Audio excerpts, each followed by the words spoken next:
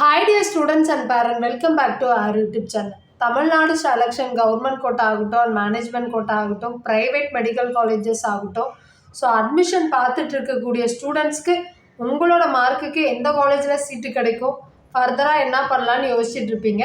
So இந்த time private medical காலேஜஸில் government quota ஆகட்டும் அண்ட் மேனேஜ்மெண்ட் கோட்டாக்கான ரேங்க் ரேஞ்ச் என்ன, ஸோ இந்த college government quota and management கோட்டாவில் சீட்ஸ் எவ்வளோ இருக்குது, இன்கேஸ் இந்த காலேஜெல்லாம் சீட்டு கிடச்சா எவ்வளோ ஃபீஸ் பே பண்ணணும், இதை பற்றி தான் நம்ம இந்த வீடியோவில் பார்க்க போகிறோம். ஸோ இதில் இன்றைக்கி நம்ம பார்க்க வேண்டிய காலேஜ் பார்த்திங்கன்னா ஆல்ரெடி லாஸ்ட் வீடியோவில் அருணை மெடிக்கல் காலேஜ் பார்த்துருந்தோம்.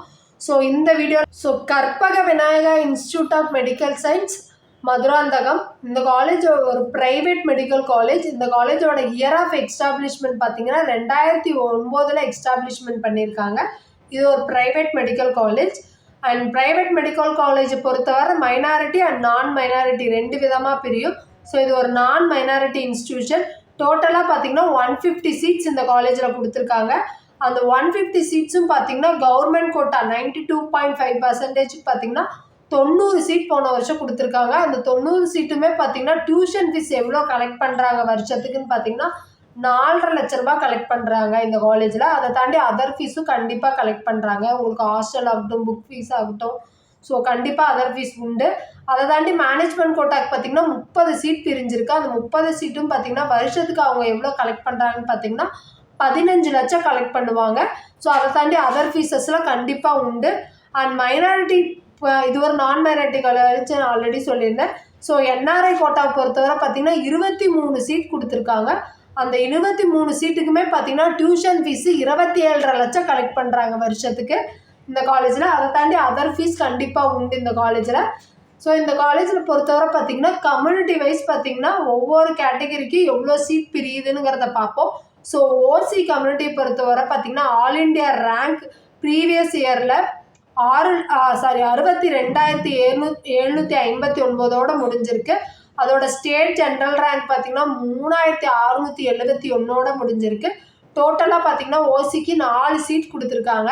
அண்ட் பிசிக்கு பார்த்திங்கன்னா ஆல் இண்டியா ரேங்க் 67,959 முடிஞ்சிருக்கு.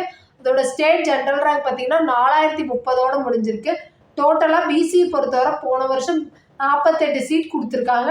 அண்ட் பிசிஎம் பார்த்திங்கன்னா கம்யூனிட்டி ரேங்க் 275 முடிஞ்சிருக்கு.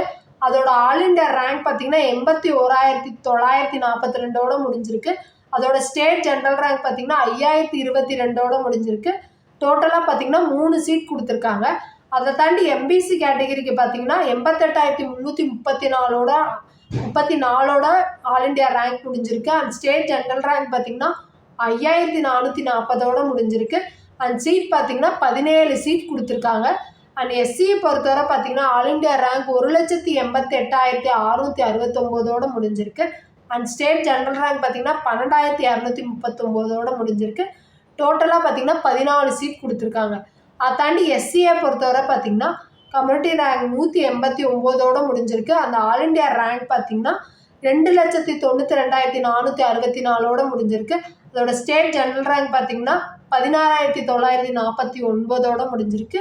டோட்டலாக பார்த்திங்கன்னா 3 சீட் இந்த கேட்டகரி கொடுத்துருக்காங்க. நெக்ஸ்ட்டு பார்த்திங்கன்னா எஸ்டியை பொறுத்தவரை கம்யூனிட்டி ரேங்க் பார்த்திங்கன்னா 59 கொடுத்துருக்காங்க. ஆல் இண்டியா ரேங்க் பார்த்திங்கன்னா 2,92,107 முடிஞ்சிருக்கு.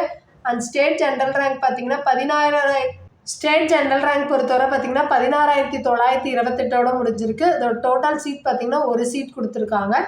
ஸோ நம்ம சேனலை பொறுத்தவரை எம்பிபிஎஸ் பிடிஎஸ் படிக்கணும்னு நினைக்கக்கூடிய ஸ்டூடெண்ட்ஸ்க்கு யூஸ்ஃபுல்லான வகையில் நம்ம மெடிக்கல் வீடியோ அப்லோட் பண்ணிகிட்ருக்கோம்.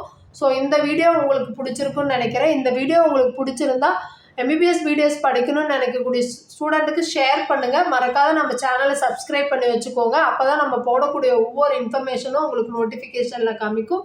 தேங்க்ஸ் ஃபார் வாட்சிங்.